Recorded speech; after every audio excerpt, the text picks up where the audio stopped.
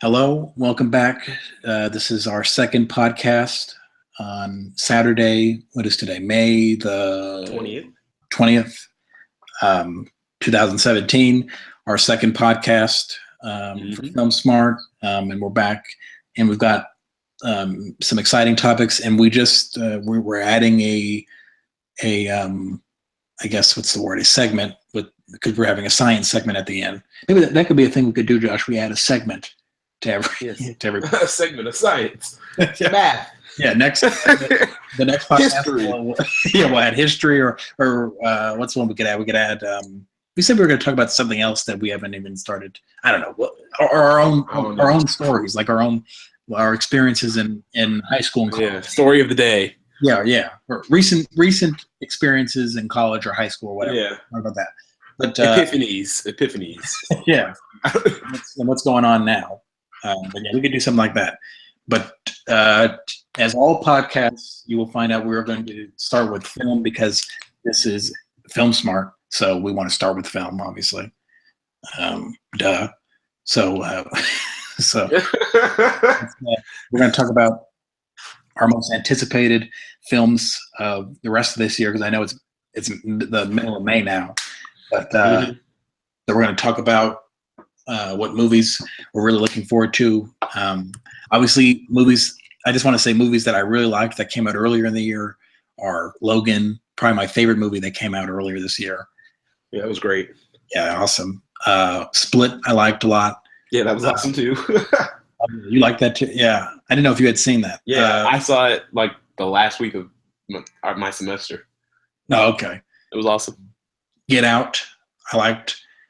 I haven't gotten around to seeing that one. Yeah, you should check that out. That's a good one.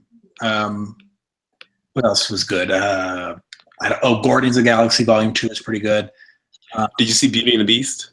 No, I didn't bother. I love the I love the animated movie. You know, it's the first animated movie to be nominated for Best Picture at the Oscars, and I really like it. I always would watch that and Lion King and The Hunchback of Notre Dame for some reason. Those would be like the three movies I'd watch all the time when I was a little kid. Mm-hmm. And so I'm very familiar with that movie, but for some reason I had no desire to see the live action one. I've never seen any of them, so yeah, like I can't. Yeah, I haven't seen the live action, the animated version. Yeah, so I don't know. I mean, maybe I'll watch it, but the reviews were so lukewarm that I was like, well, what do I care?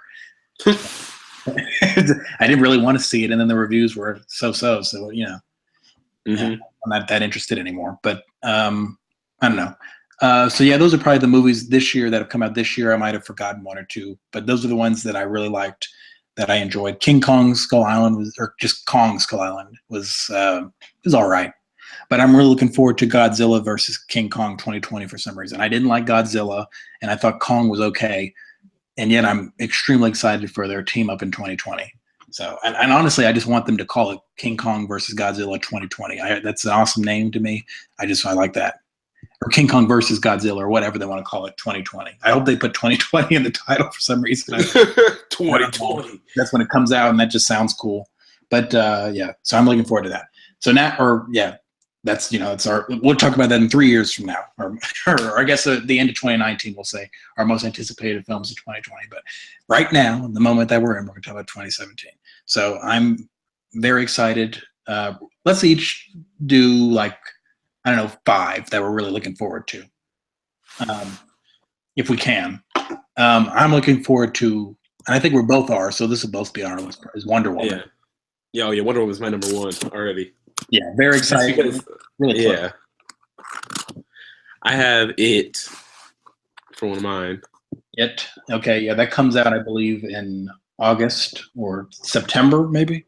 September 8th, yeah. September 8th, okay. Yeah, so that's the Stephen King novel. Mm-hmm. It's only had a TV movie, two-part TV movie. Now it's getting its own movie on the big screen. And I think it has the most viewed trailer of all time. What? Yeah, it wasn't that good. I know. That's why I couldn't believe it. I was like, it was a good trailer, but wow, of all time. Well, I guess nostalgia was still just broken quickly because trailers online have that's only been a thing for so long. So Yeah. you know. Yeah, that's true. I think. I mean, as digital consumption goes up, records like that will be broken. Just like who would have thought that music videos will start getting over 2 billion views? Yeah. So it has the most in 24 hours, most views in 24 hours, 197 million views. 197 million? Yeah. That's in what? That's getting up to like music video numbers. I have to see that up to music video numbers. That's amazing. Yeah. Oh my gosh. It beats Star Wars, the Fast and Furious, Beauty and the Beast, Thor Ragnarok. You know, Thor Ragnarok is in third place. So wait, does it mean how many views again? 197 million. Does that mean cumulative? No, that means within 24 hours it got. No, I mean like because the official trailer on Warner Brothers only has 28 million. Oh yeah. I'm assuming that's cumulative. Yes. Because I'm like I don't see because I'm like 197 million is kind of that because the highest the most viewed music video in 24 hours is "Hello" by Adele. Yeah, it only got 25 million. Yeah. I don't know. So that's insane. That's actually like incredible. Yeah, and if you go down the list, a lot of the last 10. Actually, almost all of them are from the last 3 years. It's all very figures. Yeah. So yeah, it's all very recent. But okay, so Wonder Woman, I think Spider-Man: Homecoming is one that I'm really excited. Which is at first both of us were so tired of him after that garbage Amazing Spider-Man 2. Yeah, I was gonna say I was really just over Spider-Man. Yeah. And now I've watched that trailer and I'm just oh god. Like when he's holding up the two halves of the boat. Oh god. And I have to say, everybody's saying like this is Iron Man 4 or whatever. I've heard that Tony Stark is in like 5 scenes actually, and I think we saw 3 of those scenes already. Yeah, like the one in the car, the one in the Avengers. I wonder why he's in it. I mean, I understand that like he helps Spider-Man a lot, but like it's not like Iron Man needs to be in a Spider-Man movie to make it. No, but Spider-Man was that like just a few years ago bigger than all of them combined. Yeah, but I think taking advantage of the fact that he's in the MCU and that they had a relationship in Civil War, I think they're taking. And actually, he may have been bigger at one point, but now they are undoubtedly bigger, at least together, or no, even separately, because the last 2 Spider-Man movies made in the 700 million range, and so Captain America: Civil War made over $1 billion, and the last Iron Man made over $1 billion, and obviously the Avengers movies all make well over $1 billion. I think the first Avengers is in the top 5. I think is maybe the 5th highest grossing movie of all time. So Spider-Man is not who he used to be, and while he's still an insanely popular character, I think he's still they still see the value a little bit. Yeah, and so I think they see the value in putting Tony Stark in there, and it has a great cast. I mean, Michael Keaton is in this. I mean, he goes from Batman to Birdman to actually playing a character named Bird. Yeah, Vulture. Is it Vulture? Yeah, Vulture. So it's really Birdman to Vulture. Yeah. The Birdman was meta, but I think this is beyond meta. This is like I don't know how to explain it. It's like out of this world. I don't know. But and Marissa Tomei and Zendaya. It has a very eclectic cast. It really does. Tony Revolori from Dope. And Grand Budapest Hotel. It's very, I don't know, it's crazy, but I'm very excited for that. Maybe Marvel decided they'll try on this one. You're throwing some fire at it. Yeah, throwing Doctor Strange and Ant-Man under the bus a little bit. Yeah, I'll co-sign Ant-Man because they just felt a little bit factory made. I'll say that. Like, I don't know. They felt too like I was like, this has too much of the same flavor. That's but that's not even what we're talking about right now. So I'm not even gonna get into it. Well, actually, we had a discussion about Doctor Strange, but we could have a discussion about Ant-Man too later. But I bore myself. But anyway, what's another movie that's coming out? I'm looking for. Actually, I'm seeing this in a few days. I'm gonna see Alien Covenant. I'm a fan of the first 2 Alien, and Prometheus was all right, and I'm excited about where Ridley Scott's going to take this franchise. Because now Ridley Scott, after doing The Martian, we all have faith in him again. You know, he did Exodus, Gods and Kings, and he did the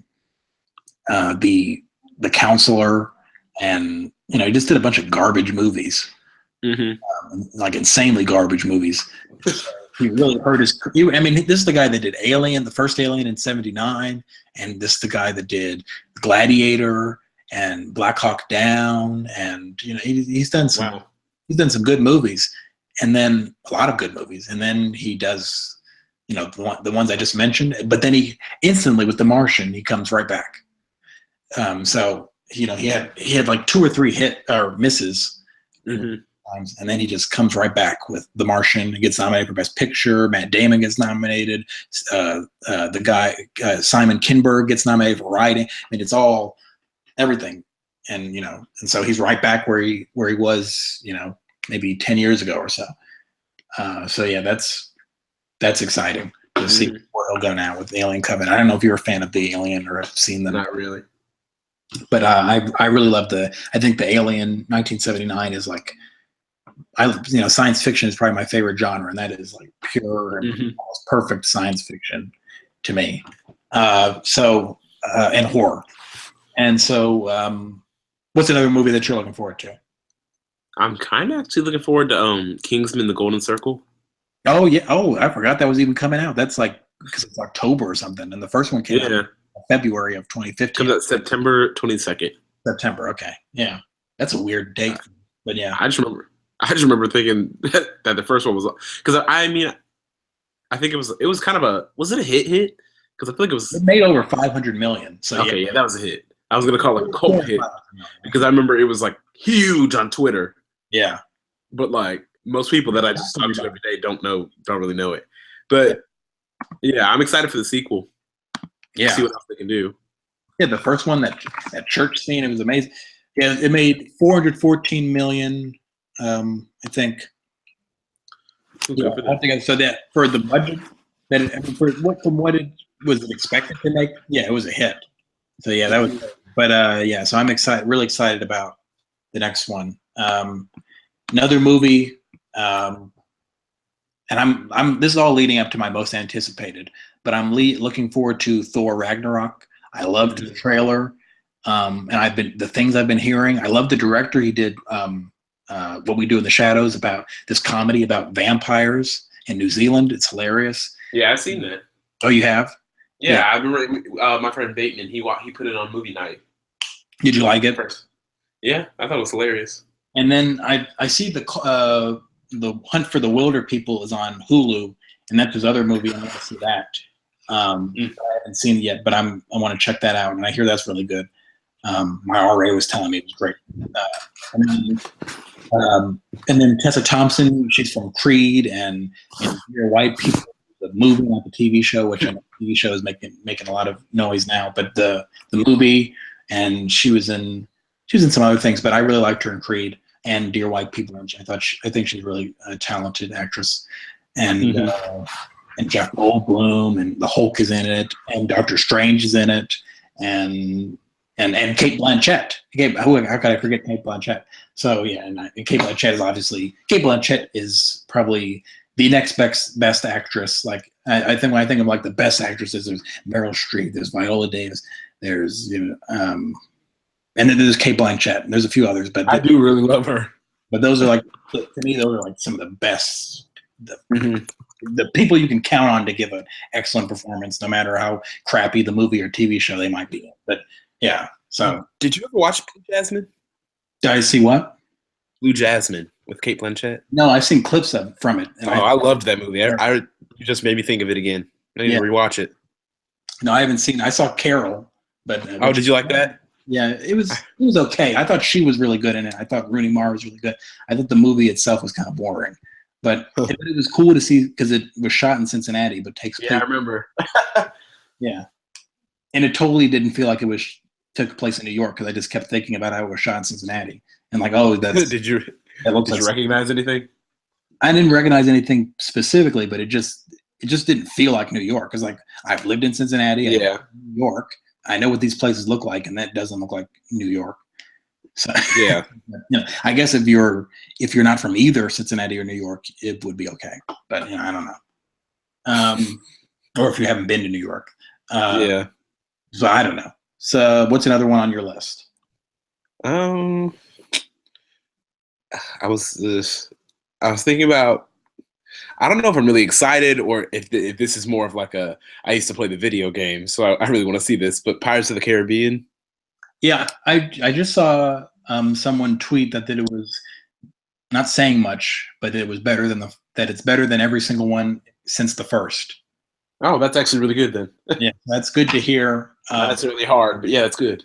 I haven't been excited for it just because I thought a lot of them were boring. Actually, for some reason, I saw the fourth. It's been so long since the fourth one came out. That came out when I was in seventh grade. That's the last one came out when we were in seventh grade. Really? Yeah, isn't that crazy? And now we're Ooh. done with freshman year of college, and this one's just now coming out. It's crazy, but whatever. They tend to take long breaks. There was like a 4-year break between the third and the fourth one. They tend to take a while, but yeah. So this one, it's getting better reaction, I guess. But this is from one person, from John Campia from Collider Movie News. He tweeted that out. I don't know. It's one person. We'll see. But hopefully it's good. I haven't been excited for it though. Just because I'm not that interested in the franchise. I'm excited for it just because I used to play video games so much. Yeah. I think Dark Tower with Idris Elba, Matthew McConaughey might be cool. That's another thing. I really wasn't sure how I felt about that trailer. Yeah, I wasn't either. Something about it was kind of it was corny. I don't know, it just felt like a corny. There was actually a corny scene. It was something with the kid. I don't remember, but I was like, what is going on? It felt like an animated like a cutscene trailer of a really big MMORPG. Yeah. It just I was just like this feels I was like I can't get behind this Idris. Yeah. So I don't know. We'll see. Idris Elba and Matthew McConaughey are great actors. So I don't know. In that sense, you can go wrong, I guess. Matthew McConaughey felt so out of place. Like when I was watching it, he felt like a random man that I would see in line at Kroger. Yeah. I don't know. I don't get the whole. He's just walking around dressed in black. I don't get. What is that? That's what I'm saying. I'm like, I don't understand this movie. I guess read the book. I don't know. Yeah, I'll see it. I guess. Yeah, I guess. And that's kind of how the people have felt about the marketing because there wasn't anything released because it comes out in let me make sure because I'm about to say a date, but I don't want to say the wrong date because then it's going to undermine the point I'm trying to make. But Dark Tower comes out August 4th, and there hadn't been a trailer until when it came out a week and a half ago or whatever. So people were like, "Ooh, how does the studio feel about this movie?" And I feel like maybe some people thought their reaction was what you just said about I guess I'll go see it. I guess we'll make it. I guess we'll release it, and I guess I don't know. Yeah, I guess it'll happen. But and I think we're both looking forward to tentatively Justice League, right? Yeah. in some way, purely out of my interest as a DC fan. Yeah, I mean, because you're a DC fan, so I would assume that you have at least some. Yeah. Oh, Superman's in it, so I have to see it. But yeah. But he's not even in the trailer still yet. But yeah. So as long as Superman is attached to it, and anyway, I'll see it. And I thought Aquaman was a great standout in the trailers. Aquaman? Yeah. See, I did too, but from the people I've talked to, like my friends in my school, they seem to think Aquaman just comes off as stupid.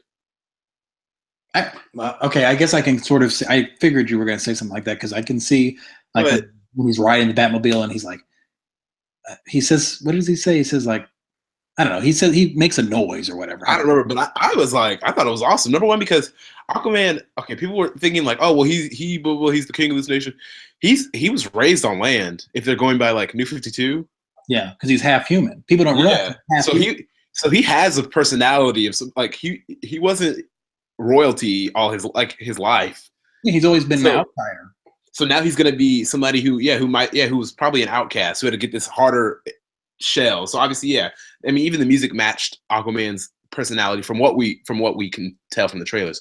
But what I'm saying is like, I think you have to understand where Aquaman comes from before you can write him off. Like, you can't write him off as stupid immediately. I think from what his background is, at least comics wise, I think that I have faith in the character already. Yeah. I don't know exactly how to articulate what I'm saying, but I have faith in that character. And if you read any of the comics and you know these characters, the Justice League is out. They're outsiders. He's half human, half Atlantean, and he's never felt really a part of either. Yeah. Wonder Woman, Zeus is her father, but she's also an Amazonian, and they always called her, like, what they call her, Clay, right? Yeah. I mean, before that, yeah. Even thought she was Clay, so she wasn't even a real Amazon. Yeah, that's what she thought all the time. Like an outsider in both worlds. Yeah. Batman, obviously. I mean, we don't even need to get into that. Mm-hmm. Superman, obviously, right? Mm-hmm. I mean, he's being an alien child. So, and Flash, the fact that the Flash is the most questionable for being an outsider, but then in the trailer you see him say, "I need friends" or something, or "I could use friends." Yeah, he's just a loser. So they might.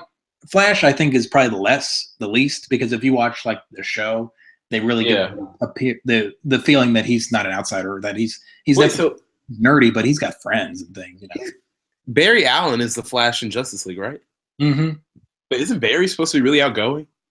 Yeah, I know. That's why I'm saying, like, I think that they're trying to create that everybody. I don't know why they're doing that, because they don't have to do it, but just use another one. Yeah, because to me, the Flash and the Green Lantern, I don't see as outsiders. In fact, I see them as outgoing. Yeah, they're the cool kids. Yeah, because they annoy everybody else too. Yeah, by how nice and cool and yes man-ish they are. Like, yeah, they're not brooding. We're like, they always make fun of Batman for brooding, but Aquaman broods, Superman broods, Wonder Woman, they all brood. All of them are very like, they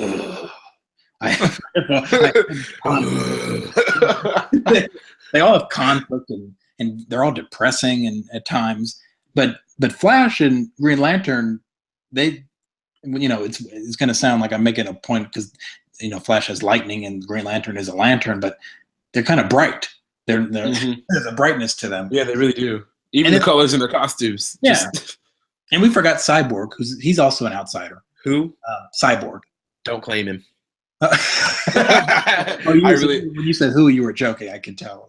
Yeah, I remember every time. The first time I saw that little promo picture of him, it just looks crazy. I'm hoping that he blows me away in the movie, but like, dear God, I don't. He looks so stupid to me. I think that. I don't. The full shots of him I've seen, they're a little. He looks really skinny, and he reminds me of, like, I don't know, like a Terminator mixed with something. I don't know. Yeah, just completely rip off Iron Man. Nobody cares. Yeah, but I don't care. The shot they should really. I understand. I guess they wanted to throw a black person in there for like the black people to come watch it. But like, come on, y'all! At least give us a good black character.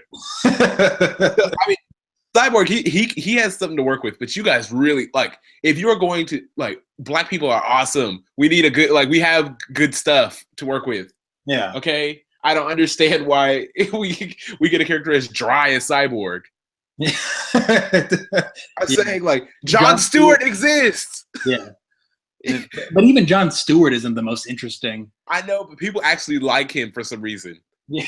I mean, that's what I'm saying. I think it's mostly because he was just on the Justice League cartoon, but like, yeah. I always associate him with Green Lantern because as a kid, that's who I saw on the cartoon. I didn't see So what I'm saying is, like, I mean, John Stewart, Green Lantern. I mean, another person. I mean, this one it probably doesn't make any sense, but like Vixen, I think she's awesome. Oh, Vixen's cool. Yeah, I don't know if she would have made sense in the first Justice League movie because like there's really no connection to her at all. She has her own cartoon, and then she's on Legends of Tomorrow. She is? Because there's like a Vixen line, and so her grandmother, they pull, because it's like, since they do time travel, they pull her grandmother from 1942, the young version. They pull her from the Justice Society of America, and they make her, and she joins Legends of Tomorrow, so she's sort of out of time. But her granddaughter, they have a cartoon for that exists in the Arrowverse, but it's a cartoon. But they also had a live action version of her on Arrow too. But yeah, Vixen is a character, and then they have Black Lightning coming to that trailer. Oh, I saw that trailer and yeah, that wasn't great. Yeah, it gave me it gave me. And the fact that they haven't said it's in the Arrowverse to me bothers me because I'm like, everything else is. Why not just do it? I mean, maybe they know it's dead on arrival. Yeah, they don't want to hurt the rest of the. That trailer, the music was corny. The angles were corny. The random Instagram filter over the trailer was corny. The effects were corny. Everything. I was just like, come on. But he could be an interesting character. Him, Icon, Icon, yes. Icon could be awesome. Yeah, I don't know. We'll see what happens, what they do. But we need to make 5 black superheroes that need to appear. Yeah. That's what we do that one day. Well, Marvel is doing a better job. I mean, Black Panther is kind of like better than any black DC character. But yeah, Black Panther is like the black superhero. Not just that, but to me, he's like one of the best superheroes. He's one of my favorite superheroes. He really is. I love Black Panther. He has a great comic series from the late '90s. I really think people will be not surprised, but I really think we will be a little bit surprised by how much support he'll get. Oh yeah, Black Panther is going to crush it. Yeah, Black Panther is awesome. Especially after what we saw in Civil War. Yeah, I love Black Panther, and Marvel has Falcon, who I think is a cool character. I think he's really cool. Mm-hmm. I like him. War Machine, maybe not the most interesting character, but I think he's a little dry. He's like the definition of a sidekick. Yeah. Falcon's kind of breaks that role.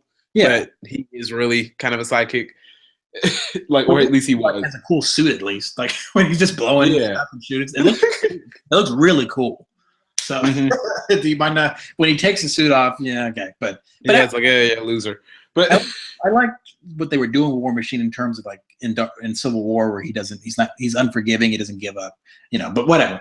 And they have a black villain with Chiwetel Ejiofor, with Mordo. So we'll see what happens with that. But back to anticipate. I think is there any other one that you wanted to list? Because I have one that I want to list that I think we're both really looking forward to. I think you probably know what I'm talking about. But so I'm about to. Do you have another one though? Only other one I would say would be Dunkirk. But oh yeah, Dunkirk. Yes, that looks cool. And then there are some movies that'll probably get nominated for Oscars that we're not thinking about because they haven't been marketed yet. And so we'll probably talk about that later in the year. That would probably be good. We'll probably return to this maybe in September or something. Mm-hmm. Talk about our anticipated Oscar bait films. I hate that term, but Oscar worthy films.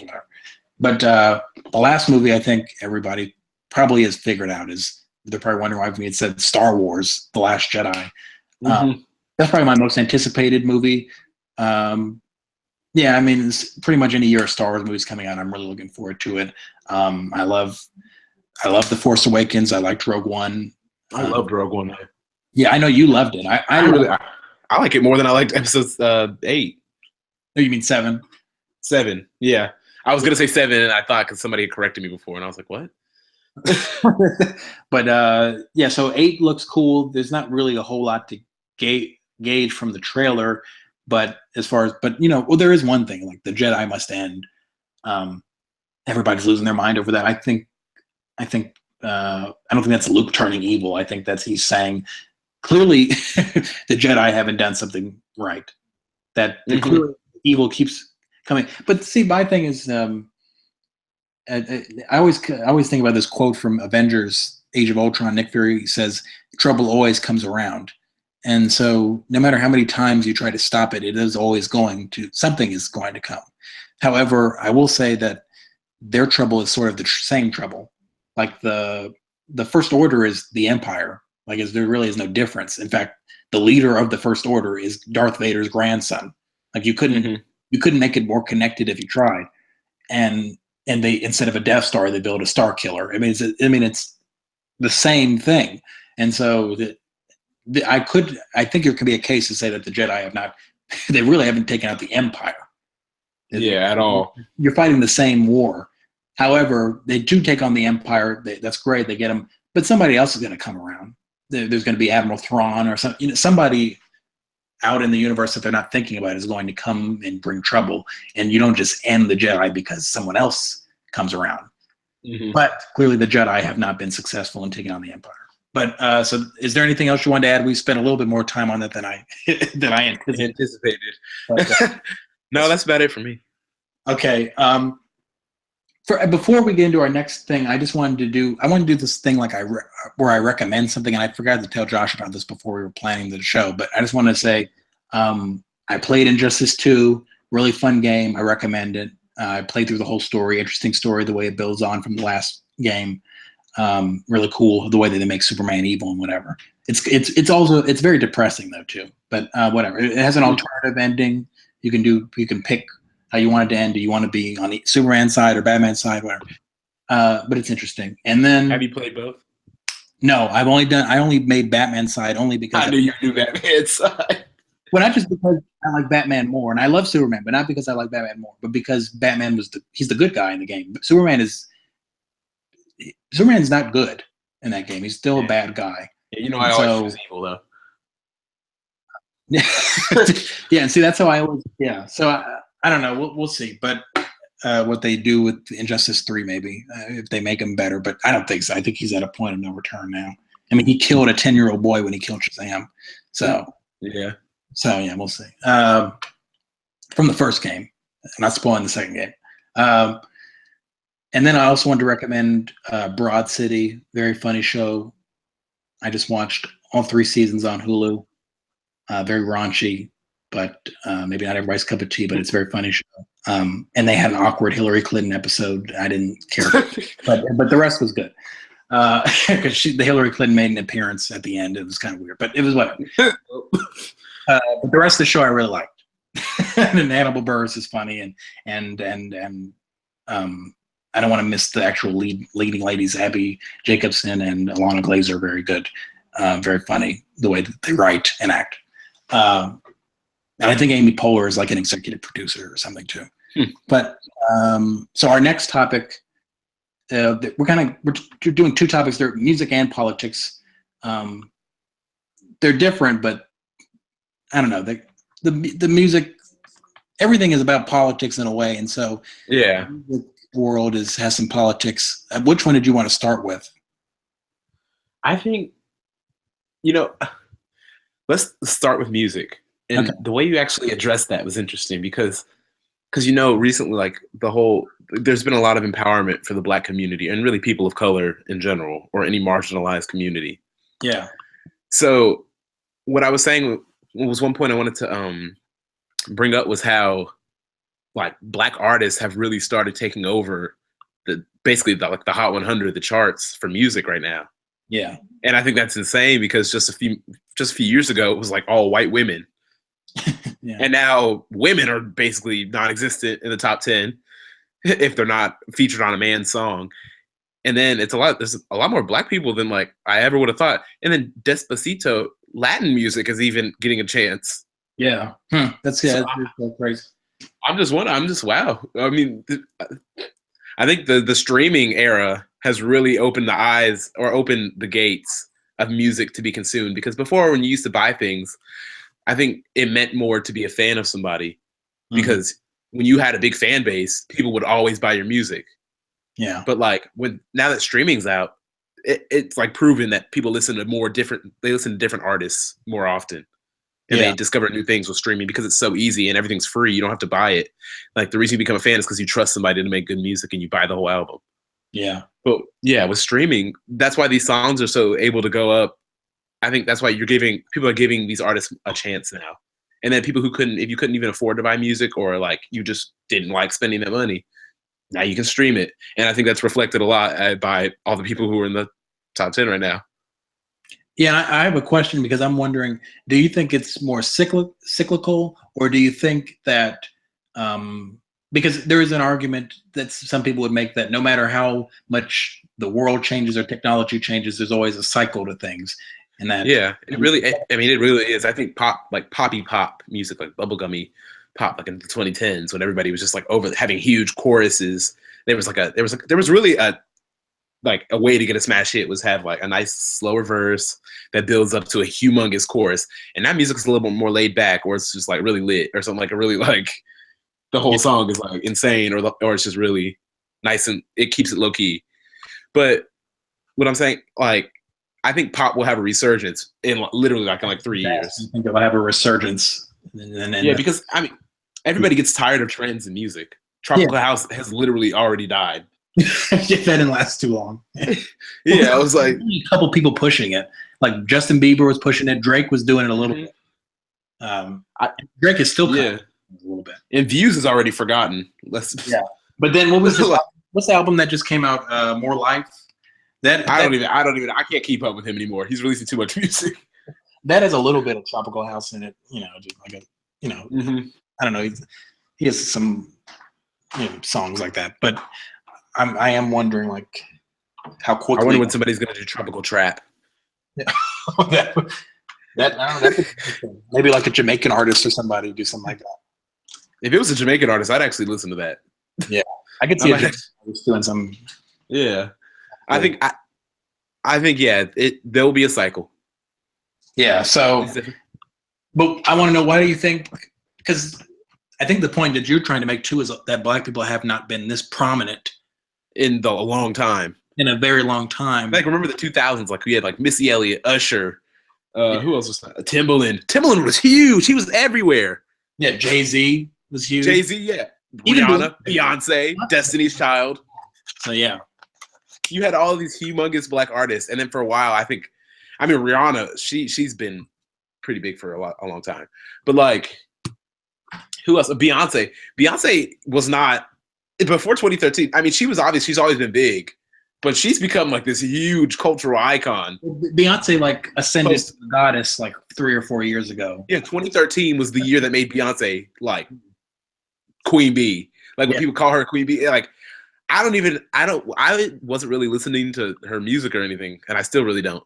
But like, I don't know. I just remember waking up one day and being like, when did Beyonce get this like this universally acclaimed? I feel like it comes in waves though, because she's when was Destiny's Child? The late 90s. So she's been famous for 20 years, and then which is kind of crazy to think because she's only like 35. Yeah. Usually when you hear about someone being famous for 20 years, they're in their 50s. Yeah. Yeah. But so she's so she had that, and then I remember single. She had what's that song? Crazy in Love. That's a song that was big, and that had to be like 2003. And then Single Ladies. Single Ladies is a cultural phenomenon. Yeah, and that was huge. That was 2008. And then when did Irreplaceable come out? I remember Irreplaceable was huge. Maybe like 07. I don't know. Yeah, that was way after. I can't. And then Single Ladies was 08, and then like when you're talking about the Queen Bee time, when did Drug and Love come out? That was like 2013. Yeah, and I remember it reached number 2, but the former biggest female song of all time blocked it from number 1. Dark Horse. No. Only Katy Perry. But like right now, it's kind of funny to think when you're talking about all these big Black artists. Beyonce right now is not on that list. Not that she's not a huge artist, but on the current list that you're talking about, she's not on. Mm-hmm. Current time. I think she's in like a different lane too. Well, yeah, she's sort of she can just pop in and out whenever she wants, I guess. Yeah. She's not affected by a trend. Yeah, a lot of these people may not be here in a few years. Some people have staying power and some people don't. And some people Beyonce will be here. Yeah, like somebody like Designer, for instance, someone was talking about him on another. Designer hasn't been here since people stopped listening to Panda. Yeah, he had Panda, and now who cares? So, like Timmy Turner didn't really do that well. Yeah, well, for one, Timmy Turner is a reference that only people our age and a little older will get. Yeah. And so it's such a he's skewing it so young. That song is skewing too young. Yeah. And so nobody's gonna. What is a Timmy Turner? Is that the thing that my son watched? You're like, why is he rapping about cartoons? Yeah. So what does that even mean? But that's when you know an artist is just too young. When they're like our age is too young. But to be like to have staying power, generally, not all the time, obviously. And I'm pretty sure he didn't even didn't Kanye West give him Panda? But anyways, but like, so I'm saying he really hasn't really established himself. Yeah, he hasn't established himself Like, I mean, he got famous off of somebody else basically, and then when he tried to do his own thing, it didn't work.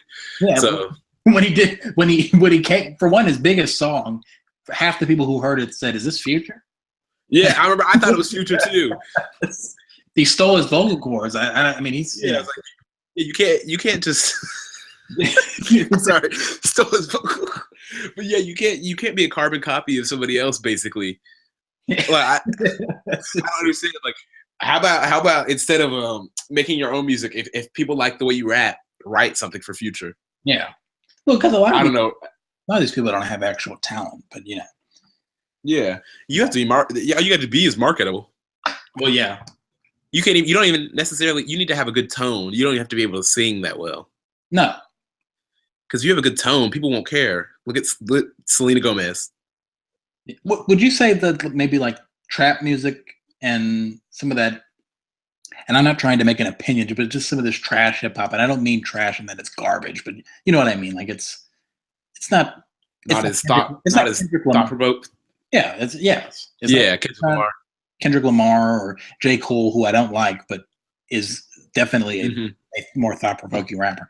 Do you think some of this is less reliant on talent and writing talent? Because we always say that now that we're in the writing era where it's important to actually like write things or to have input into what you're singing and not just and there still is obviously people who get other people's songs but for a large, and Beyonce obviously is an example of somebody who doesn't write a lot of their own music, but a lot of people, she collaborates with a lot. Yeah, but a lot of people do write their own music by themselves or with very little help in this age. And do you think that that's maybe trap music is one of the few areas where that is still in the old school era where that doesn't happen as much, that it's not as important to have as much writing talent or whatever?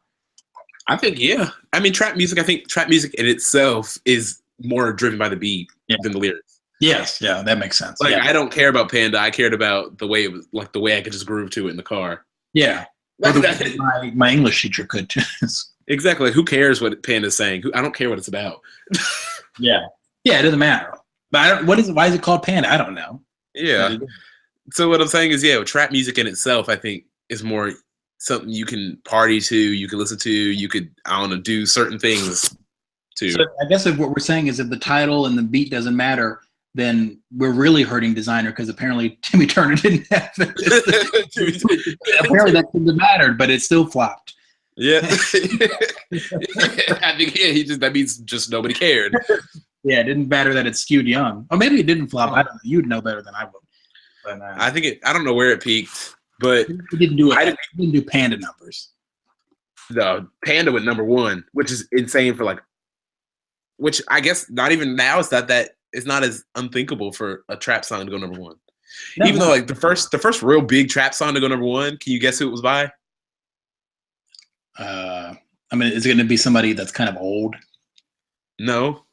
Oh, okay. No, I'm not sure. Katy Perry. What? Yeah. She started the trap trend in 2013. With what? Dark Horse. Oh, I was about to say, was it Dark Horse? Is that considered? Yeah, Dark Horse. Billboard wrote an article. Billboard wrote this article saying that Katy Perry started this urban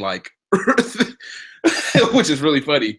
She ended her own demographic. It's like single artists creating genres. Mm-hmm. I don't know. Because she didn't. Yeah, we can't owe her. Trap music was happening before her, but she was the one that put it in the mainstream by having a hit that big, and you can't deny that because it was the most streamed song by a female. It has 2 billion views on Vivo. It was the first. Oh, you can't even deny that had impact. Yeah. But the radio play on Dark Horse was incredible. So yeah, Billboard was just saying that she was the one that kind of made trap music made radio and streaming platforms and labels realize there's value in this. Mm-hmm. People will listen to it. So I think that's interesting that it came from her. But yeah, I always think, wow. I guess it takes a white person to make black to make black people famous. Oh, we just can't get over the oppression. Elvis did the same thing, I guess. I don't. Yeah, we just can't. We just can't do it. Like, come on, y'all. Just let a black person be big. Yeah, I mean, obviously, in some things it doesn't matter, like hip hop. Yeah, but when it came to like Elvis or what you just mentioned, tropical house music, I feel like is another example, maybe. But I couldn't help but make a joke about that. But it's easy to pick on designer. Yeah, well, yeah. Is there anything else you wanted to add to that conversation? I mean, this is kind of. I mean, I could go on for a long time bringing up examples of people and articles and things, but I think we have a lot more episodes to discuss. Yeah, I want to delve into this farther or further. Yeah. I got further. Yeah, delve into this further. Yeah, because farther is distance. So yeah, further. And then I want to. There's other music conversations I want to have, but our next thing is dealing with politics. And we have a few our next 2 episodes are going to deal with neoliberalism and explaining what that is and how it relates to the Democratic Party and the Republican Party. And then we are going to also discuss healthcare, because obviously that is a major topic in today's world, in this country, and how, we're lagging behind most developed countries.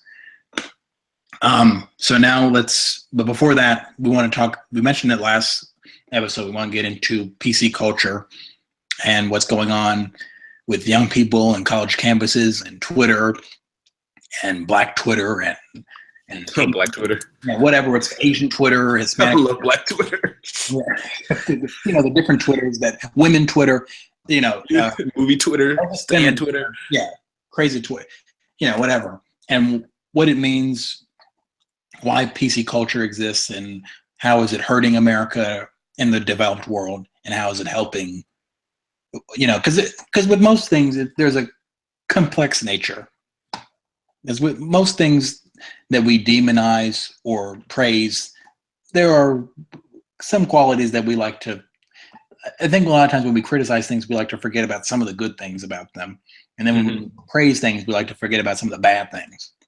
And I think with PC culture, some people do forget the reason that this exists. And again, there's a lot to complain about PC culture, and there's a lot to criticize, but there's also some things to love, like the fact that people, when they hear racist things, or they aren't afraid to tell you that's wrong. Yeah, to say that's garbage, regardless, and I want to make this clear, regardless of the reason, because sometimes things they say are racist and sexist and homophobic are not, like that Colbert thing that we talked about. I stand by. I don't think that was homophobic. However, and you don't think it is either, right, Josh? Yeah, and there's other examples. However, I think that the fact that people are willing to point those things out is not something that would have happened 50 years ago, and people would have, not all. I mean, there's certain people, obviously, but a lot of people would have kept quiet and just moved along. And I think that there is some value to people having a response and calling out things.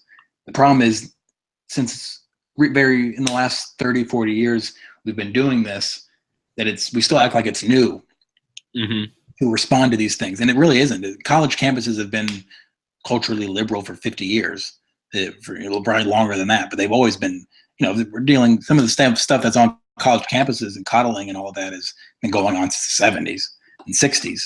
So, this is not really anything particularly new, but we act like it's new. And by acting, what I mean by that is we call things that need not to be called racist or sexist or homophobic. Yeah. And we do that, and we say that, and we it's like using a word because you just learned what it meant, and you just got the ability to use it, and so you use it all the time. Yeah, label politics are very aggressive. You can't. It's not necessary. So calling somebody racist for something like wearing braids, that's an overreaction.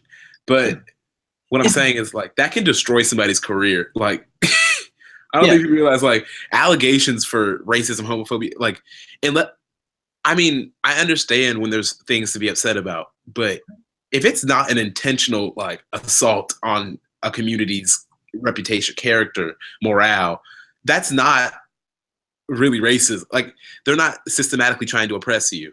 Yes. And also, if you consider something cultural appropriation, I understand that, but also make sure to see, is the person giving credit where credit is due and saying, yes, I'm doing something that maybe Indian people have done for a long time, but I acknowledge that it comes from Indian culture, and that without Indian culture, I would not have the ability to make this money by doing this. Mm-hmm. I think if you acknowledge it, and you acknowledge that as whatever race you are, that maybe you have some sort of privilege because you have more privilege than you would as an Indian person doing it because by being, well, I'm going to say a white person because who am I kidding? So by being a white person and you're dressing in this Indian garb and playing Indian music, that people would pay more attention to you doing it because you're white, famous. And you're white, and because you're famous and you bring in a lot of money and things. It's the same thought that when they like, I understand why they picked Scarlett Johansson for what was the name of that movie that just Ghost in the Shell that flopped. That Trash in the Shell. Yeah, I understand why they picked her because she made a lot of money.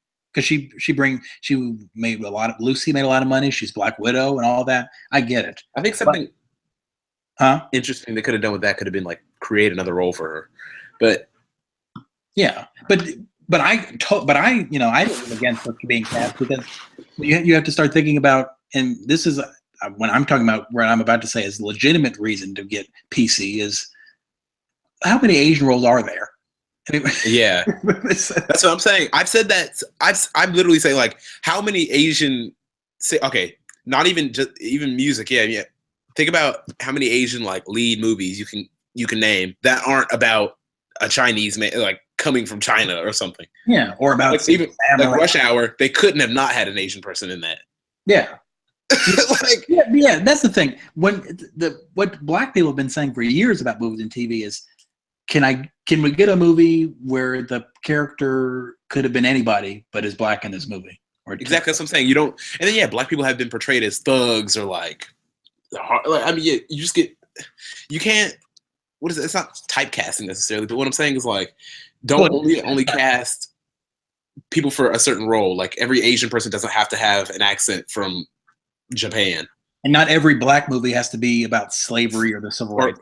Yeah, I don't think that's true too. Because every big Black movie I see, I'm like, oh well, it's about the civil rights movement or slavery. That's why I was so happy with this year's Best Picture. Hidden Figures was such a refreshing movie to be about historical Black people, but it was about people in NASA. Mm-hmm. And this is a story that nobody had known about, and it was so refreshing to see that. And it took place during the civil rights era, but it was about NASA. It was about Black people doing stuff with NASA, and we had. Mm-hmm. I was so mad that nobody had ever heard this story, but it was so great to see that. And then with Fences, another movie that takes place during the civil rights era in the 50s, but it's based off of a Black writer and with August Wilson, and it's it works like a play, and it doesn't even really deal with being Black. Like I'm sure that the circumstances they have are because they are Black and white, but the movie itself was about this family. It was about a family. It didn't matter if they were Black. And then Moonlight was another thing. Moonlight, which ended up winning, obviously it dealt with some things that that being Black probably maybe put you into a certain situation because of disenfranchisement and things like that. However, the movie did not focus on them being Black. The movie was about something else. Mm-hmm. And this is again could have been about any other race. And so that's why I was so glad about there wasn't a 13 this year. There wasn't a 13 Years a Slave or instead of a Selma, it wasn't a Montgomery, Alabama. There was about Rosa Parks or somebody. And not that those people don't deserve movies. I'm not saying we shouldn't talk about slavery. Nobody's saying that. But it's just nice to see movies that are about a more diverse array of things. That's why I love Dope and Creed. Those movies didn't have to be about any specific group, but Dope was definitely a Black, but Dope was different. It wasn't about slavery or so it was about what it meant to be one person who's Black in America. It was one story. It wasn't saying that that's how everybody is.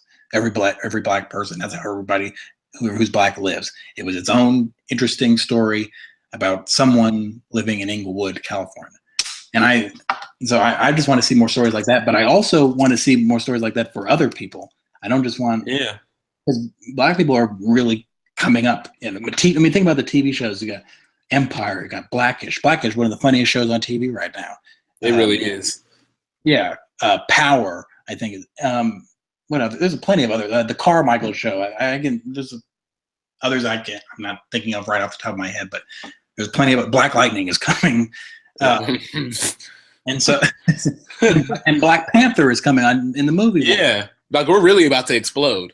Yeah, and then just representation in as parts in movies too. Like when we're talking about Falcon and Black Panther and War Machine being in a movie, and so all of these roles. But whenever I hear, I'm so glad to see that, but I'm always sad because I'm like, where are the Asian roles? Mm-hmm. Where are the Arab roles? Where are the Native American roles? Where are the Latino roles? There's not as many. I think it's important that I think white people need to stop being the default. Yes, that's all I'm saying, because it really does seem like if you imagine like if you'll have like a default family on any commercial, always ends up being white people. Yeah, and part of me like every time I see a product for something, I'm like, well, so only white people use this? And then like the only time I ever see black people on a commercial is like if it's like, or like say it's like a hair product or something, it's only like black people, it's called Africa's Best or something. Yeah. Like, I mean, what I'm saying is just like, stop making, I mean, whenever I see like advertisements, it's always for something that's like only for black people. If it's if it has something, and I hate feeling that because that makes me always feel like I'm put in some type of box. Yeah.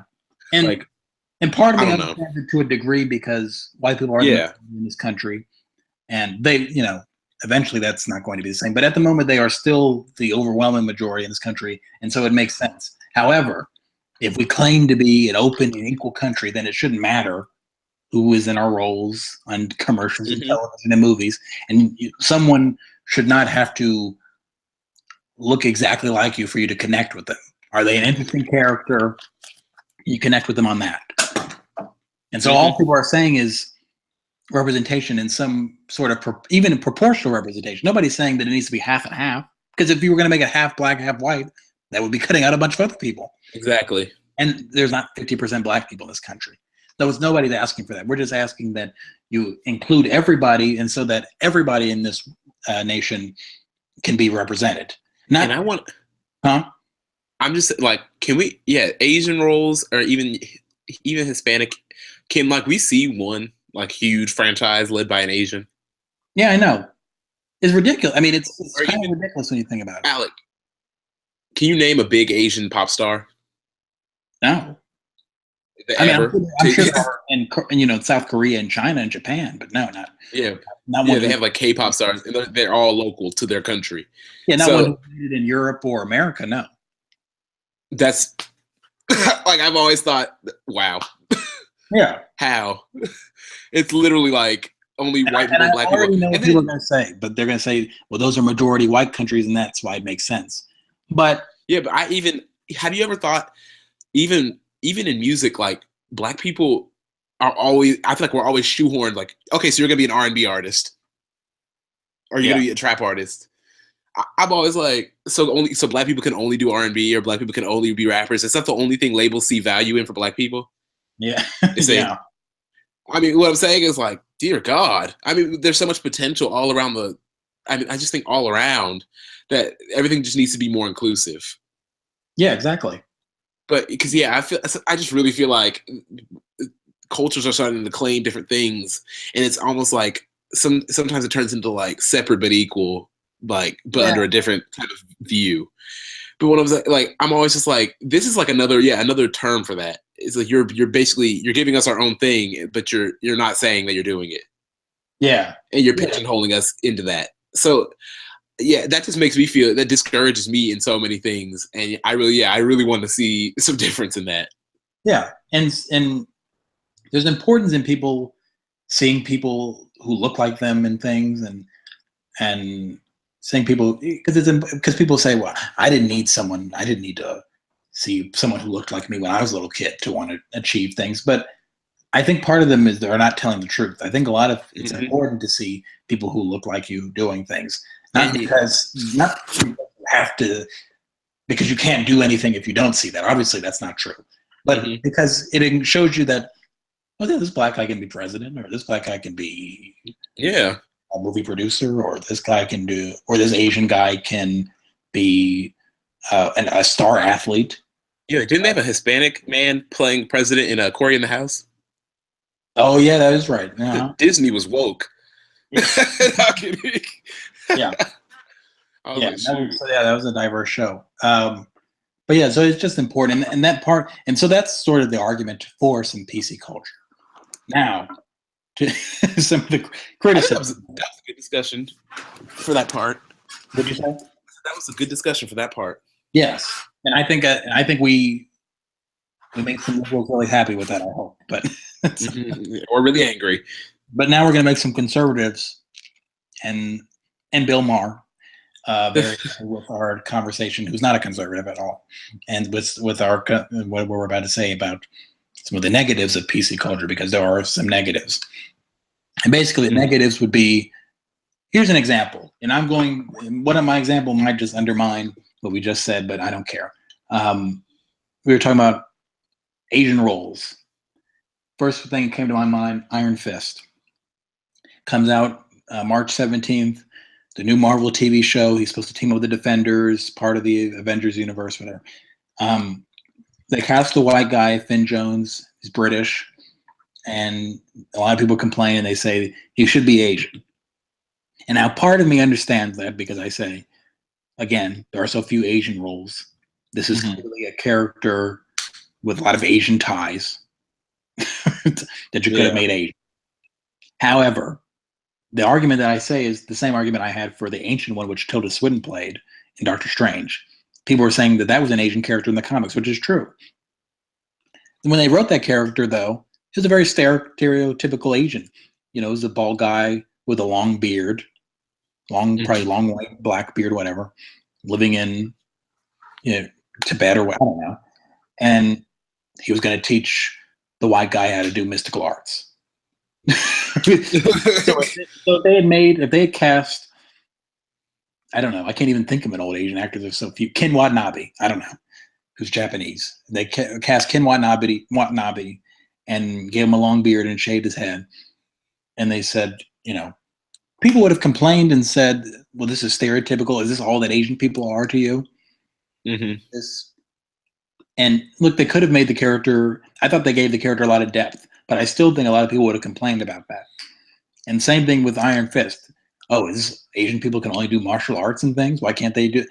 Yeah, that is a double-edged sword. Yeah, it's damned if you do and damned if you don't.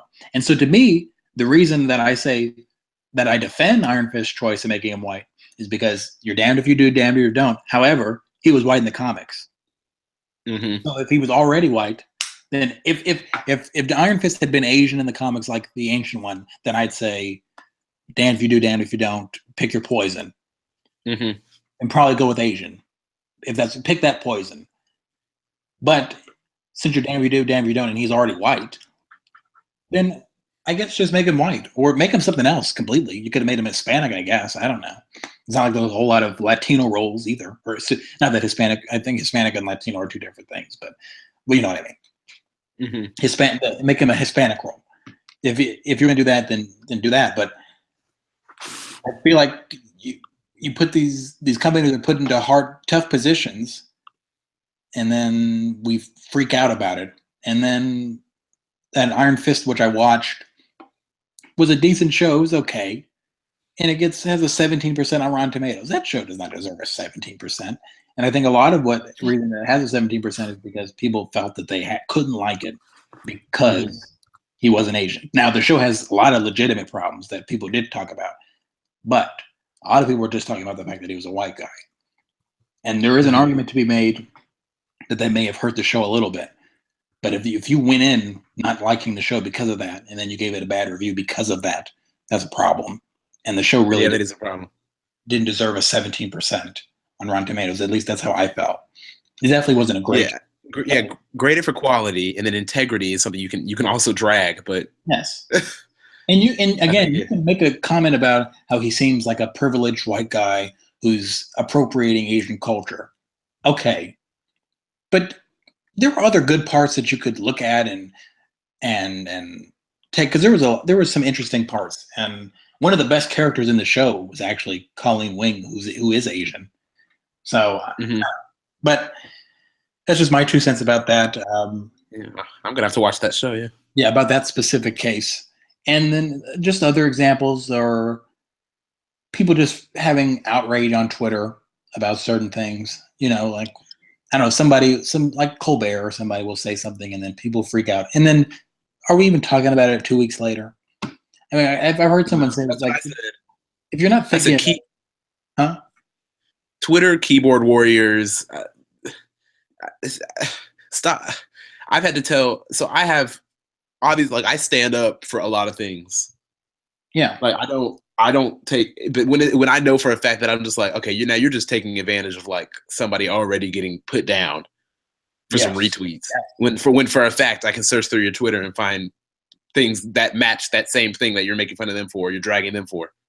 definition of fake outrage. Yeah, I'm like, stop. I've had to shut people down. Like, stop flexing for retweets on Twitter. First of all, you won't even be talking about this tomorrow. Yeah, So if you're I'm not, just saying, be offended when it causes some harm, because I think sometimes people aren't always thinking the same way you are. yeah, So they could have thought, yeah, oh well, I'm going to shine some light on this, so why don't I wear this? Or I really appreciate that. I really do appreciate that culture. I spent some time there. What if you didn't know that, and now you're just dragging them for that? yeah. I remember I was reading a story about some woman who, and this was a terrible thing that she said. She flew to South Africa or somewhere, and she said some stupid joke about, "Oh, well, I'm so glad I didn't get AIDS," or "I hope I don't get AIDS." And Yeah. that Ooh, is who did that too? and that's James offensive. Yes. James Charles did that too. Yeah, and The first male cover girl. Did you see that tweet? yeah, I heard about it. I don't know. Yeah. But He was yeah, like, I'm glad I didn't get Ebola because it started in Africa. yeah, He didn't say anything about black people yeah. or African. That's stupid and that's wrong, and someone should say something to you. However, the way people went in on her on Twitter, and they actually contacted her job and got her fired. Yeah. To me, that's saying that, like we were saying last week, I think, or I guess it was this week technically, that that's something wrong with you. That you have the need to destroy someone's life or livelihood because of something that they said. Again, I think that people should be reprimanded and but I don't think the answer is to go out and find their job and get them fired, unless they said something really horrible that makes us think that like they could be a threat. Mm-hmm. Like if someone said, "I hate N words," and I hate all N words, they should be killed. Okay, maybe they should be their job should be contacted. I'm sorry, I was silently laughing because I've seen. Okay, so I spend a lot of time on Twitter, yeah, and Black Twitter will tear you to shreds. Yeah, but the thing is, they won't just do it to you; they'll do it to your wife, your kids, your mom, your grandma, and your dog. But that's the funny thing, though. Like it's funny sometimes to see like people be posting on Twitter like, I just got fired from my job because this. But I'll be like, but you did kind of say that like all black people were monkeys. No. See, like again, if you're saying something that's extremely vehemently racist, Yeah, to the point where you can't be trusted to do your job if you're doing it with someone that is of another race. yeah. Like to the point where if it will change your judgment. Yeah, if it changes your judgment, or it has changed your judgment, and you've done racist things in the past that have hurt black people. But if you're someone in power or something who does that, yes, you'd be out of the job. But if you say something stupid like, and again, I want to this is very stupid and offensive comment to anybody living in Africa. I hope I don't get AIDS, or I hope I don't get Ebola or something. That's extremely stupid. Again, someone should say something to you. Yeah. But do you need to get your job? You need to lose your job and have your life ruined because of that? Because now that woman can't get jobs now. Mm-hmm. I don't know. To me, that's just dark. To me, that just is kind of. Mm-hmm. Why do you feel the need to go? And when you're talking about people going after people's family members, that doesn't seem right to me. I think even doing stuff like that over Twitter can kind of desensitize, or not, like it detaches you from your actions. Oh. So like have you ever seen somebody you really get like celebrities or something get bullied on Twitter? Yeah.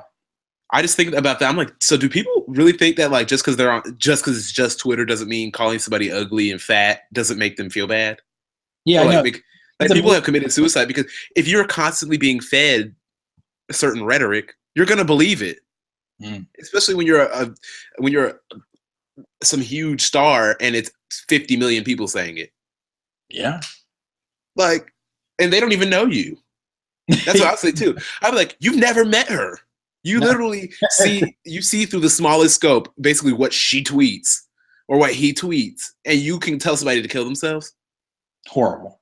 And it's not, and it'll be over something like not even that they haven't even said anything wrong. Like there's certain tweets where I'll go off, but like, that would be if they do, like were saying something that I was like, okay, you can't ever say that. No, Yeah. that's. But then if they do something, I'll be like, oh my. If it's something that's not that serious, I'll be like, guys, come on, like you don't have to destroy their entire career, try to get them banned from ever acting again. Yeah. Like, dear God. There is a thing on Twitter where everybody thinks that they're so tough that on YouTube comments and on Twitter that they can just say whatever they want. They would never say it to your face. Never. All the criticisms, never. They would never say that. And they would get socked in the face if they did, probably. And so they would never say these things to these people. They'd never have the guts to say these things to these people. And to me, if you would never have the guts to say it to someone's face, why would you say it online? Yeah. Because exactly, of that, right? Yeah, I mean, I can say, well, because nobody's going to do anything to me. Mm-hmm. Sometimes they do, though. Like if I go and I tell, I do not like the president, but if I tweeted, I want something terrible to happen to you and I'm going to cause it, the FBI is going to contact me. Yeah, they're definitely going to come after you. So there are boundaries that, that if you try to cross them, there will be reaction. Who was it? There was some. Was it like Nicki Minaj had like a fan or something who was just posting like that they were going to kill her after her next tour date? Oh God. Nothing ever happened, but this person was like, because this was a faceless account. Yeah. Like, and this person had nothing, no name information. Their Twitter handle was just a bunch of numbers and letters. Mm-hmm. Like this person had nothing other than I guess you could try, like somebody could trace their IP address and everything, figure out who they are. But like, yeah, that's scary. Yeah, because you don't know anybody. Like the amount of people who could just own weapons, like a kitchen knife is a weapon. Like yes, like anybody can just go crazy at any moment, and I think from what we've seen in the past few years, that happens. Yeah, people are crazy, and they think they can get away with anything. Mm-hmm. And people don't realize that there are certain boundaries to freedom, and you can say whatever you want. But if you yell fire in a movie theater, you have the ability to yell it, but it doesn't mean you aren't going to get in trouble if people get trampled to death. Mm-hmm. There are boundaries. And so when I see people comment these crazy things on YouTube, and I'm not even talking about crazy things like I'm going to kill you or whatever, but just things that people just say, like they just say stupid things that are just meaning that they're just, you can just tell they just want to hurt somebody's feelings. There's not really any worth to it. It's just saying something stupid to piss people off. And it's just like, you wouldn't even say that to somebody's face. And so, but I think the PC culture thing, there's a lot to be said. I want to know though, since we've been on college campuses, what are your thoughts on like safe spaces and trigger warnings and how that relates to people our age and whatever? I guess we don't really have. I mean, like I haven't seen like an emphasis on any of that really, which is like I think it's because my school, I don't know if this is every school because I've really only been to my school, but my school is very, I think a lot of people think the same way, and that's to be very inclusive. Like I've pretty much never felt discriminated against. That's good. In any way, yeah. So just because there's so many, I think I didn't even expect it to be like this because I had never seen there are so many like different not dynamics, demographics on this. Like there were some people I never saw like this in Ohio, or I never were friends with. Mm-hmm. what I'm saying? It's just like it's so amazing, and it's so possible for everybody to get along. Yes. And that's what I see so much. And I'll just be like, why is this not possible for everybody else? Like, I've never had a problem getting along with everybody. Like, if I don't like somebody, I keep it moving. Yeah. Like, Yeah. that's literally my piece of advice to people. Keep it moving. And that's my advice to a lot of the PC people who freak out. Like I remember someone, they were freaking out because someone said like vote Trump they wrote it on the brick on like a cobble that they were walking on, like a walkway. Mm-hmm. And kids were freaking out about that on college campuses last year, like this time last year or a year and a half ago or whatever. And I was like, keep moving. Who cares? They're allowed to vote for him. Yeah, someone said vote Trump on a walk and you want to save space because of this? Move along. You have things to do. You have a life. And if you can't get past that, how are you going to get through life? My problem with this is not so much that it's just annoying. It is annoying. But also, how are you going to get through life? If you can't handle someone writing vote Donald Trump on a spot or even saying something mildly offensive, which that isn't offensive at all. By the way, people are allowed to have that, again, however offensive he is, for someone to write that on the spot, I don't know how that's offensive to anybody. But again, whatever. But even if someone did say something mildly offensive, move along. I don't, this whole, we have to freak out about this and have, again, fake outrage over something like that is ridiculous to me. I don't know why people feel the need to always do that. You just take a minute. Am I going to think about this a week from now? 2 weeks from now? Is this going to be something that I'm even talking about? If not, then stop talking about it. I mean, honestly, if you aren't even going to be thinking about it pretty soon, why are you worried about it right now? Don't you have a class? You have a chem test right now. Go to that. Go to your chem exam. Study for your biology exam. Don't you have lunch to eat or something? Yes. And also, why don't you, if you're so concerned about this, why don't you start talking about issues that you actually care about and candidates who could represent that, or just organizing groups and things instead of trying to come up with reasons to cry. I don't know, Alec. Maybe we have thick skin.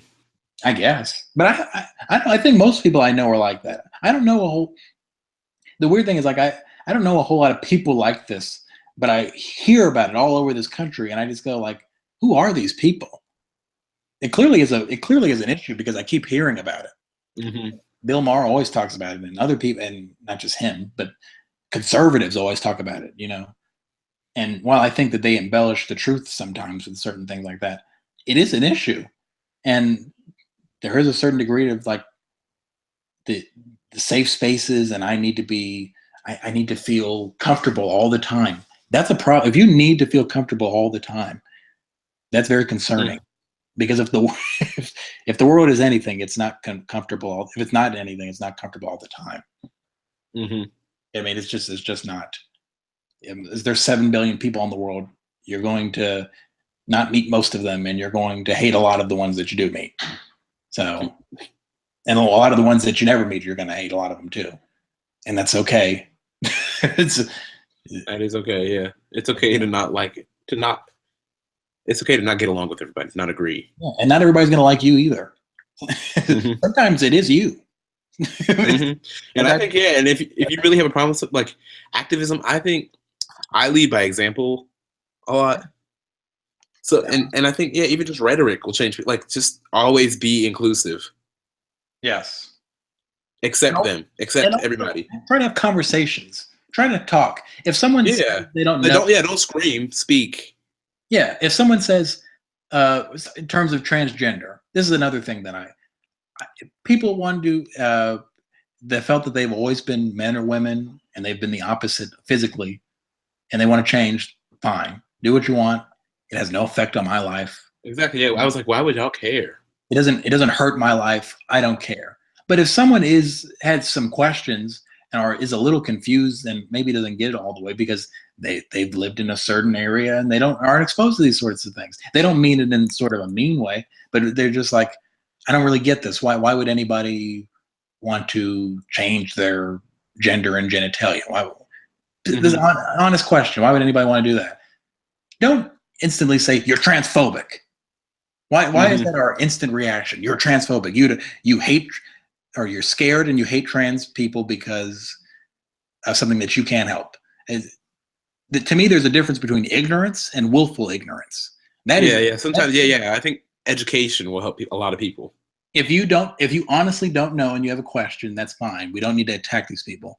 However, if you know those questions and you know where to look it up, and you've had time to look it up and talk about it, and people have even had conversations with you, and you know about this, and you still that is called willful ignorance, and those people are awful.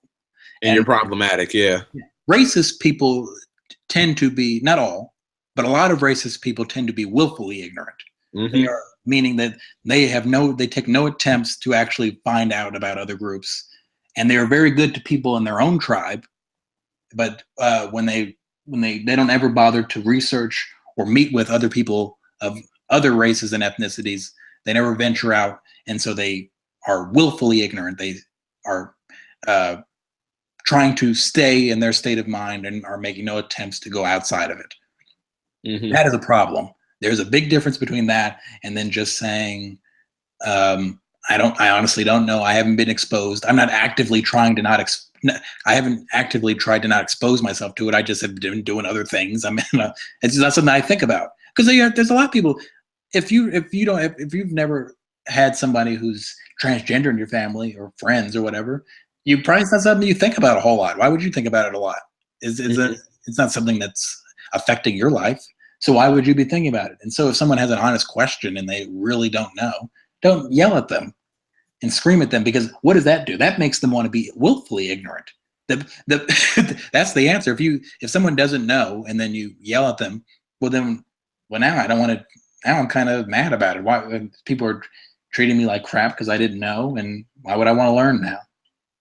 So if you want people to learn about these things and be open to these things, have an honest conversation with them instead of attacking them on Twitter, from the comfort of your phone.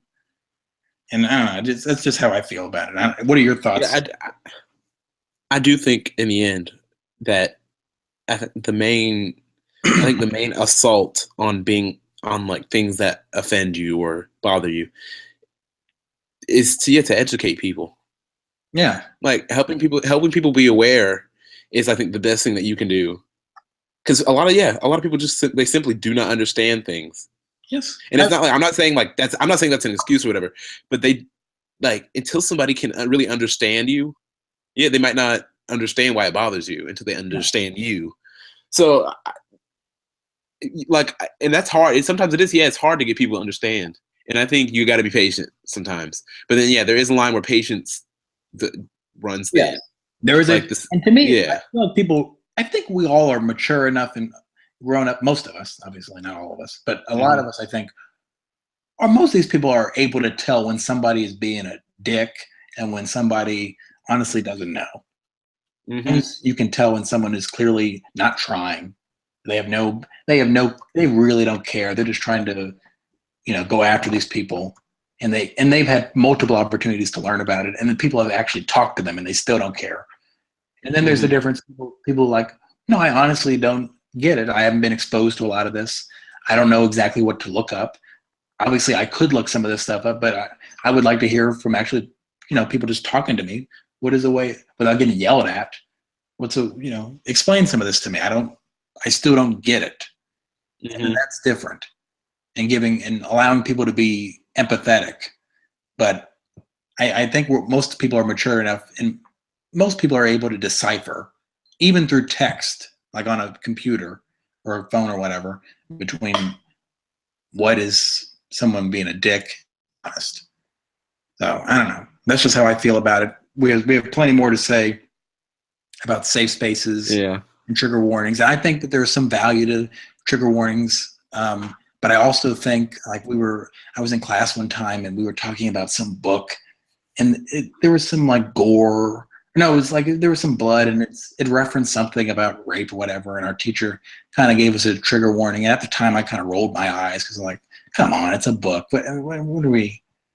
we all have to read books, and they all talk about uncomfortable things sometimes. I don't think we need to trigger warning every time before something, mildly uncomfortable happens. But I also get the argument that some people say people have had bad experiences with rape, and we don't want to freak them out, I guess. I get that, I guess. But I don't know. I don't know. Maybe, I think there's a fine line. Yeah. And I think there really is no like yes or no. This is just, it's a gray area. Yeah, and like, there has to be accommodation, but then there also has to be, you need to face like certain things, and there's also you can be protected from certain things. And that when you're talking about like social issues, I always think, because everybody has the right to have an opinion, which is what makes like things like this so hard to talk about. Because even if you tell somebody to not be ignorant, but you tell them they have the right to have an opinion, it sounds so contradictory. But then at the same time, like, I think I just do my best to lead by example. Like, man, come on. I never know what to say exactly when it comes to these things, because so many things that you can say can be taken wrong. But I think just treat people well for the most part. Like, you just have to try to understand people. All you can do is explain the best you can. And if someone's not willing to learn, that's on them. Mm-hmm. That's not on you to go after them and scream at them and destroy them and whatever. That's on them. And we're only making more enemies if our instant reaction is to go after people and scream and cry. If that's your instant reaction, why would anybody want to be associated with that? So you're a bunch of mean, whiny babies. Why would anybody want to be a part of that? But and again, nobody wants to be a part of somebody who's being a jerk either. And so if you just are honest and kind and try to answer that kindly, I think more people are going to be pulled to that side and understanding, and they'll see the other side are just willfully ignorant jerks. And to me, that's how I think that that's used to be how it worked. But I don't know. Maybe we're in changing times, and maybe we'll totally feel different. We'll feel totally different about it in 5 years. Yeah, in 5 years, it could be different. Society is always evolving, and maybe PC culture is something. I don't know. I have mixed feelings on it now. Maybe I'll have totally positive feelings in 10 years. I don't know.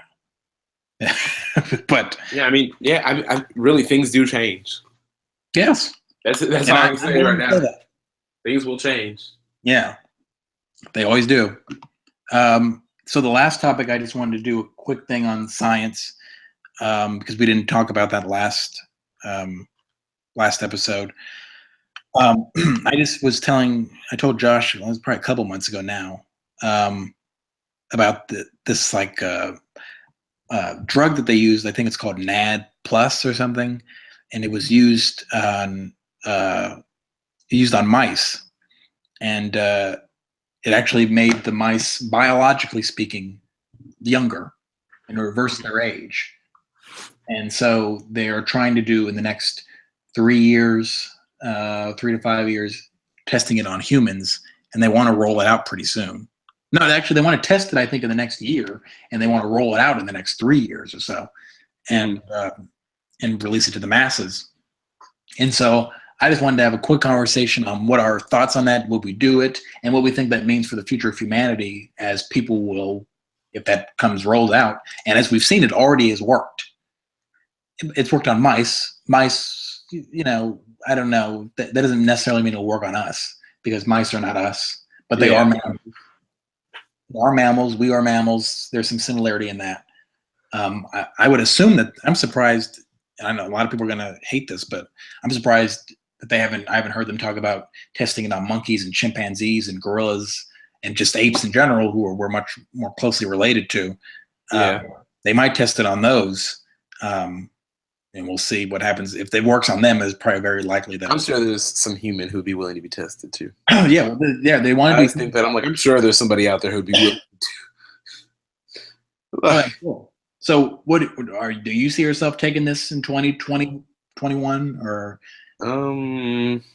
If it works, and say it works, it's working fine, and so it just extends your life, basically. Yeah, they're saying that life expectancy is 120 and beyond. So right now it's like at 80. So to what? Okay, I think as far as if somebody can map out what my life would be like at 120, and it's the quality of life that I would have at like 80. Yeah, like 120 is going to feel like 90 to feels now, probably is what I guess what they're saying. Or 120, 100, somewhere in that range is going to feel what it feels like to be in your 80s or 90s. So it's not Yeah, going to feel like whatever 120 feels like to the few people who have lived to that long. yeah. What I'm saying is, I don't want to be like alive and just be a useless raisin. Yeah. But like, yeah, like I don't care. I don't care about living that long if I can't do anything. Yeah. But But now, if somebody asked me if I wanted to be a vampire right now and stay my same age or something, yeah, yeah, this is our version of vampires because I think like, and another way of putting it in more perspective for people our age is like, I guess 30 and 40 are going to feel like being in your teens and 20s hmm is a way of thinking about it. Because while Will you look like that too? that's what I don't, because they made a point of saying biologically speaking. So it means you can move the same way that you could always move. The outside, I'm sure it'll have some effect on the outside. I have no doubt that it would I hope so. cause less wrinkles and bright gray hairs. However, I think you're probably still going Plastic surgery. to look. Yeah, we got that if that's what you really care. Yeah. But I think it's going to have some effect. But I think you'll still probably be able to look probably in the range that you literally are. But but this has some interesting. I mean, and so soon that they're. I mean, we're not talking about this thing that's happening in 2060. I mean, this is right now that they're doing it, and it's already worked on mice. And I think the article is from 3 years ago that the mice thing worked. And so I might be able to get some good interviews. Shoot, maybe I will take it and become a walking history book. Yeah, I know. I mean, go give some speeches about how 2017 or some big event or Trump's presidency. We go and tell the story of it because we lived. Yeah. And so we could talk about the first black president. We were alive during that. Yes. And vividly remember the president before him. We even remember that guy. Yeah. So yeah. Yeah, that would be interesting. I'm excited about it and what it means. I'm always excited about things like this, even if I don't have any interest in in taking them. Yeah. That's still amazing. That this type of breakthrough. Yeah, and that's come forth though. It's going to have such a major effect on humanity because, and that brings our problem is a lot of people are going to be living a lot longer. Mm-hmm. However, I will say, let's be honest, and I'm not saying that this is right or wrong, but when people say, well, this is going to cause population overgrowth, I don't know that for sure. The population, we always say that we're overpopulated. That actually isn't true. We could handle more people. We're fine, but not we're fine. We are there is a certain point where it's not good to continue to more people. Yeah, but right now we're okay. Well, climate change and overfishing aside, yeah, we'd be okay. We're fine, other than the end of the world. Yeah, in theory, we could be okay. We're kind of like, I don't know. Anyway, we could sustain this if we weren't such so stupid about climate change. But anyway, the thing that I think people aren't realizing is poor people aren't going to get this drug. The people who are going to have access to it's going to be expensive. Yes, the most people. I think I don't remember what the highest birth rate is, but obviously there's a high birth rate in Africa, Southeast Asia. And those countries, and then so a lot of the poor people of the world, all those places, are not going to be getting that drug. And again, I'm not saying that's right or wrong. I'm just saying that that's the case. Let's be honest. And a lot of the poor people in developed countries are not going to get that drug. People who are going to get the drug are upper middle class, rich people, and eventually, as all things, it'll cheapen, and a lot of people have access to it. That's what I thought. What if eventually it becomes like a multivitamin? Like part of a multivitamin, and people just start living longer because this technology evolves, and they're like, okay, well, I'm just gonna take my vitamins, and then they're gonna start adding some food. Yeah, and people are just gonna start being like, oh yeah, I'm 250. Yes. You're what? That's outside. Like, you're what?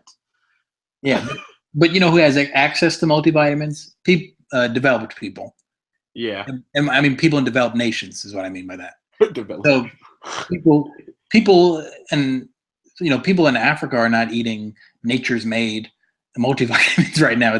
That's true. Yeah, a lot of sub-Saharan Africa and Southeast Asia are not eating that, and so I think people are overlooking the fact that we have a lot of these great things now that extend life, and these people are not getting access to any of that, or very little of that. And I just find it weird that a lot of people are overlooking that whole fact that, like, well, we have this great stuff that extends life right now. We have this stuff and these medicines and things. A lot of these people are not getting any access to that. So for us to think that they would get access to these drugs that extend your life to this far beyond is, I mean, you have to do some real mental overlook or gymnastics to think that that's the case.